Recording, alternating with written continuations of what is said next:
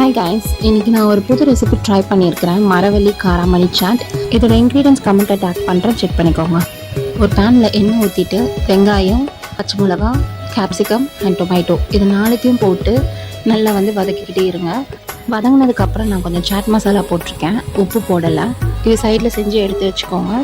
குக்கரில் காராமணி ப்ளஸ் ஆழ்வள்ளிக்கிழங்கு, ஆழ்வள்ளிக்கிழங்கு ஒரு கொஞ்சமாக தான் எடுத்திருக்கேன், போட்டு நல்லா வேக வச்சதுக்கப்புறமா மசீர அளவுக்கு எடுத்துக்கோங்க. காராமணி மசீரதை விட ஆழ்வள்ளிக்கிழங்கு சாஃப்டாக மசீர அளவுக்கு பண்ணிக்கோங்க. ஸோ நம்ம ஓரளவுக்கு ஸ்மாஷ் பண்ணதையும் அந்த வெஜிடபிள்ஸில் ஆட் பண்ணி கொஞ்சம் மிக்ஸ் பண்ணிங்கன்னா உங்களுக்கு ஒரு மரவள்ளிக்கிழங்கு சாட் மாதிரி உங்களுக்கு ரெடி ஆகிடும். ஸோ கொத்தமல்லி தூவிட்டு சாப்பிடுங்க. டேஸ்டியான ரெசிபி ரெடி. இதெல்லாம் எதுக்கு கஷ்டப்பட்டு செஞ்சுட்டு அப்படியே வேக வச்சு சாப்பிட்லாமே நீங்கள் நினைக்கலாம். ஆனால் இப்போ இருக்க ஜென்ரேஷன்ஸில் இந்த மரவள்ளிக்கிழங்கு, காராமணி இதெல்லாம் பார்த்தாலே ஓடுறாங்க பசங்க. ஸோ அப்படியே சாப்பிட்டாலும் ஏனோ தானோ தான் சும்மா வேக வச்சதை கொஞ்சமாக சாப்பிட்டுட்டு விட்டுடுறாங்க. மரவள்ளி ப்ளஸ் காராமணி ரெண்டுமே அவ்வளோ நல்லது உடம்புக்கு. ஸோ குழந்தைங்களுக்கும் பெரியவங்களுக்கும் இந்த மாதிரி செஞ்சு கொடுங்க, விரும்பி சாப்பிடுவாங்க.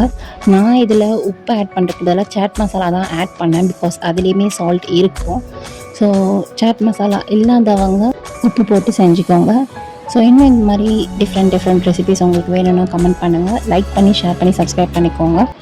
நெக்ஸ்ட் ஒரு டிஃப்ரெண்ட் ரெசிபி வீடியோ பார்ப்போம். தேங்க்யூ ஃபார் வாட்சிங் திஸ் வீடியோ. Bye by.